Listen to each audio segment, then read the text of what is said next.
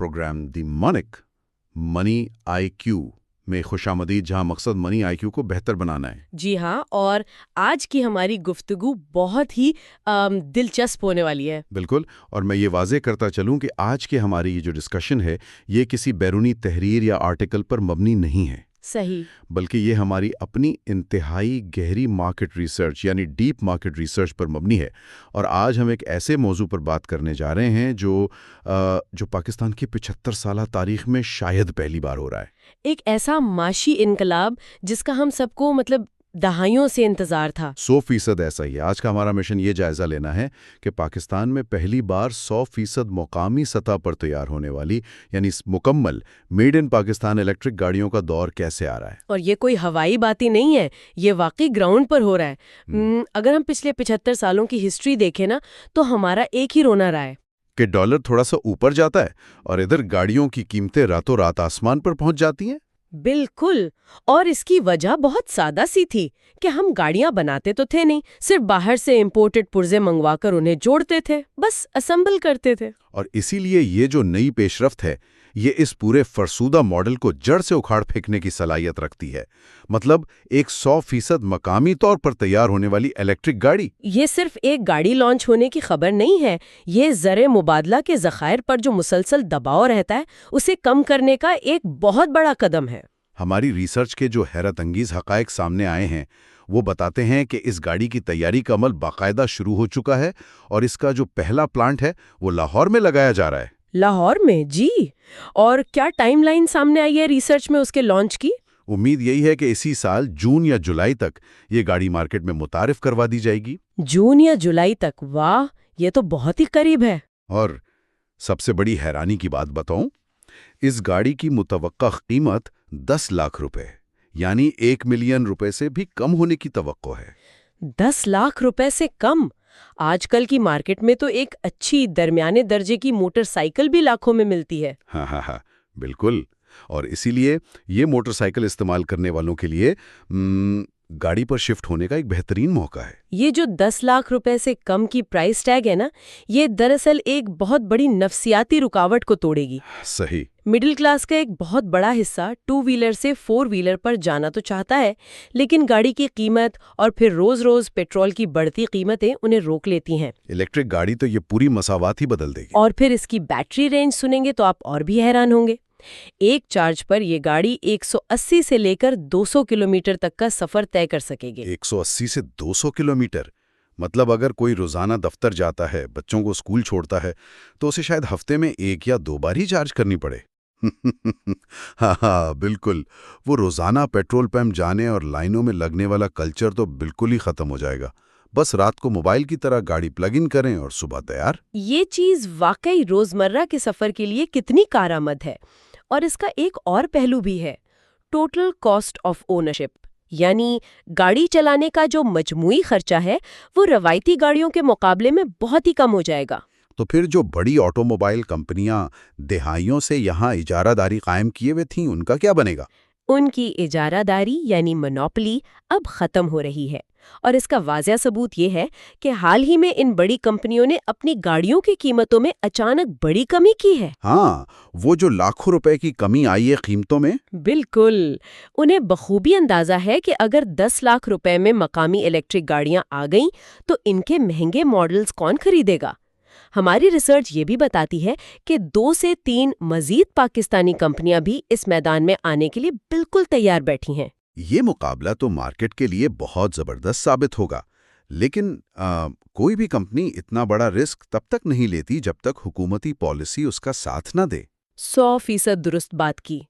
और इसीलिए अगर हम हुकूमती पॉलिसी के पसे मंजर को देखें तो हुकूमत अब एक नई ऑटोमोटिव पॉलिसी पर काम कर रही है, जिसमें टैक्सों की छूट दी जा रही है। जी, आने वाले वफाकी बजट में मकामी ऑटो मैन्युफैक्चरर्स की हौसला अफजाई के लिए टैक्सों में बाकायदा कमी की मंसूबाबंदी की जा रही है। और सबसे अहम बात, इंपोर्ट्स की शदीद हौसला शिकनी की जाएगी। मतलब अब वो CKD और इम्पोर्टेड किट्स लाने वालों को रोका जाएगा? बिल्कुल।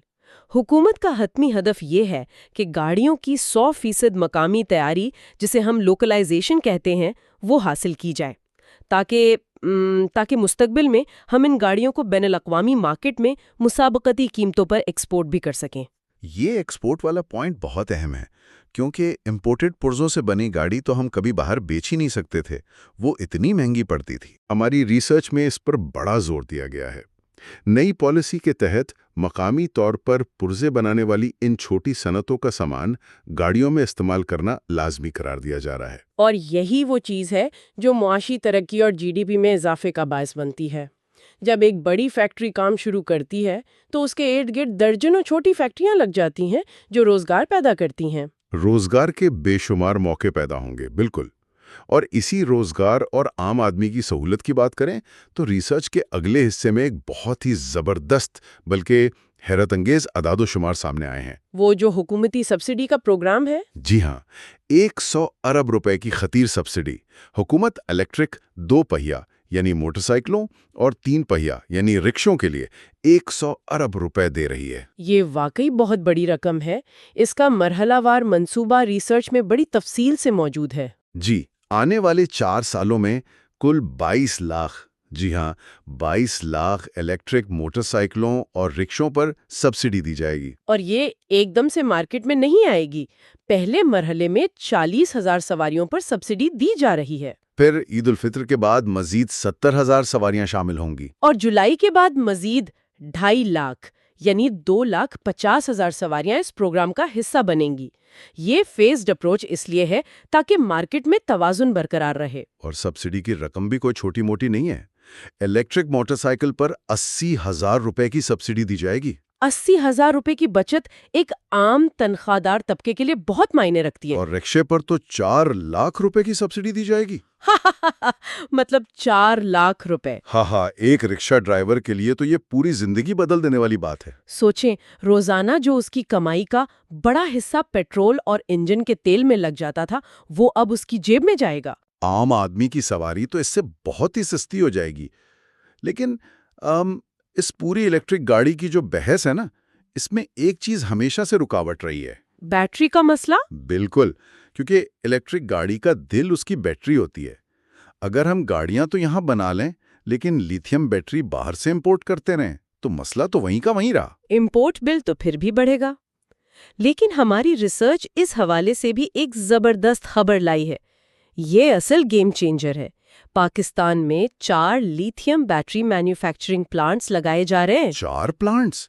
یہ تو بہت بڑا انفراسٹرکچر بننے جا رہا ہے۔ جی، اور پہلی فیکٹری کی ٹائم لائن بھی سامنے آ چکی ہے۔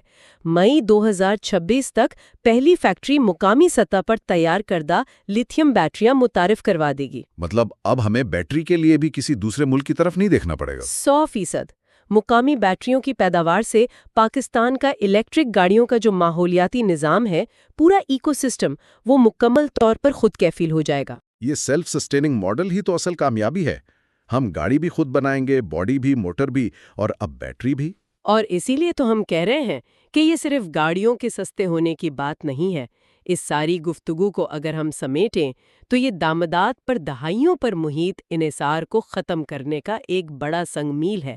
اور ساتھ ہی ساتھ جیسا کہ ہم نے بات کی، مقامی سطح پر روزگار کے بے شمار مواقع پیدا کرنے کا بھی۔ بالکل، ٹیکنالوجی ٹرانسفر، زر مبادلہ کی بچت اور ایک مضبوط مقامی انڈسٹری، یہ سب ایک ہی سمت میں جا رہے ہیں۔ واقعی۔